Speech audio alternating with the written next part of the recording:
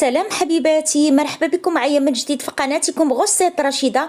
الاقتراح ديال اليوم كيكه بالحامض والكراميل، كتجي من اروع ما يكون، منعشه وخفيفه واقتصاديه، كتستحق التجربه ديالكم. اذا بلا ما نطول عليكم ندوزو نشوفوا المقادير وكيفيه التحضير. وفي المكونات اولا غادي نحتاجوا 3 ديال البيضات يكونوا على درجه حراره المطبخ، ما يكونوش كبارين بزاف وما يكونوش كذلك صغارين، يكونوا متوسطين. غادي نفقص البيض اللي عندي،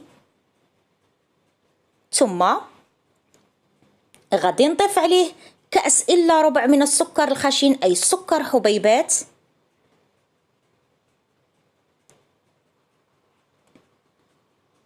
وغادي نستعمل طراب الكهربائي، ويمكن لكم تستعملوا غير الخلاط اليدوي ماشي مشكل. غادي نخفق البيض جيدا مع السكر حتى يصبح عندي الخليط ابيض ويضاعف الحجم ديالو، ونتلاقى معكم ان شاء الله. وهنا كيف ما كتلاحظوا الخليط ديالي راه ضاعف الحجم ديالو. غادي نضيف عليه كذلك كأس الا ربع من الزيت مائده، وغادي نخفق الزيت مع البيض والسكر حتى يتمزجوا مع بعضياتهم. ثم غادي نضيف عليهم كذلك كأس إلا ربع من عصير الحامض. كيف ما كتلاحظوا راه قياس واحد ما بين السكر والحامض والزيت، قياس كأس العنبة. غادي نخفق الكل جيدا حتى يتمزجوا ليا مع بعضياتهم، وغادي نضيف عليهم قشور الليمون او الحامض. فهنايا عندي 2 ديال الحامضات او الليمونات مبشورين، وغادي نخلط الكل جيدا. ثم غادي نضيف عليه دانيت كراميل او ديسير كراميل. فهاد الكراميل كيهرس لينا هذيك الحموضه ديال الحامض يعني. فهنا كنمزجوا ما بين الحامض والحلاوه كذلك. الكراميل كيعطينا واحد النكهه لهاد الكيكه كتجي رائعه، وكيتواتى الكراميل مع الحامض جيدا. راه ملي غادي تجربوا غتشكروني على هاد الكيكه هادي. وكذلك غادي نستعمل فيها العنب المجفف، انا قطعته الى قطع صغيره. كيف ما قلت لكم انا بغيت نهرس هذيك الحموضه، راه كيجي رائع.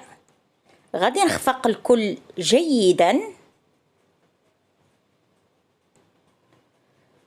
وفي الاخير غادي نضيف الدقيق يكون من نوعيه جيده. انا غادي نقول لكم شحال غادي تاخذ معايا ديال الدقيق.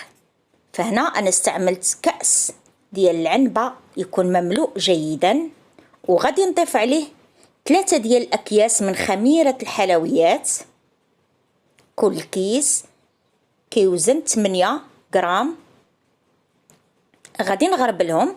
كيف ما كتعرفوا ان في بعض الاحيان كتكون الخميره في هذوك الحبيبات، ضروري ما نغربلوها. وكذلك الدقيق راني سبق ليا وغربلته من قبل. ثقوا بيا هاد الكيك راه كيجي رائع. كيف ما قلت لكم الحلاوه والحموضه كتواتى مع بعضياتها، وكيجي هاد الكيك منعش. انا من عشاق هاد الكيك صراحه، كيجي رائع. غادي نخلط الكل جيدا كيف ما كتلاحظوا. ثم غادي نضيف القليل من الملح غير باش كنعدلوا الذوق ديال الكيك ديالنا.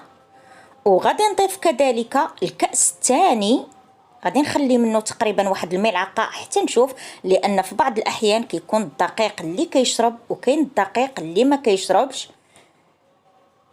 غادي نخلط الكل جيدا.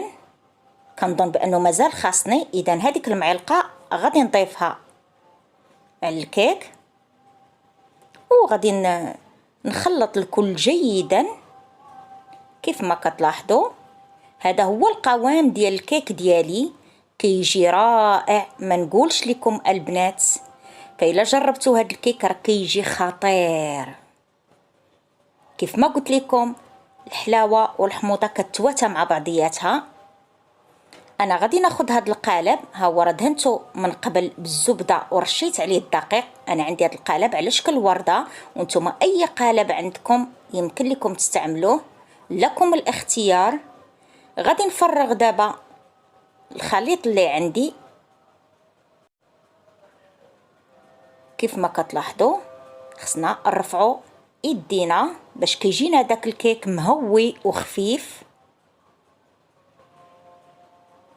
كيف ما كتلاحظوا. غادي ندخلو الفرن وهو بارد، ما غاديش نكونوا مسخنينه. فالكيك دائما انا كنوضعه في الفرن كيكون بارد، كنشعل عليه من الاسفل ثم من الاعلى عادي بحال الكيك اللي كطيبوا صافي، حتى كنشوفوا بانه تحمر لينا وكنخرجوه ونتلاقى معكم ان شاء الله في الشكل النهائي. هذا هو الشكل النهائي ديال الكيك ديالي من بعد ما وجد، كيجي محمر، كيجي صراحه رائع. انا دهنته بشويه ديال المربى وزينته باللوز ايفيلي. دابا غادي نقطع معكم واحد القطعه باش تشوفوا الشكل ديالو من الداخل. صراحه هاد الكيك كيجي البنات خطير. كنتمنى هاد الوصفه ديال اليوم تنال اعجابكم وتبارطاجيو كذلك مع الاحباب والاصحاب لتعم الفائده. وما تنسونيش من التعاليق الزويونه ديالكم وكذلك من لي لايك، واللي ما مشتركش معايا في القناه يشترك ويفعل الجرس باش يوصلكم كل جديد. ومع السلامه في فيديو جديد ان شاء الله.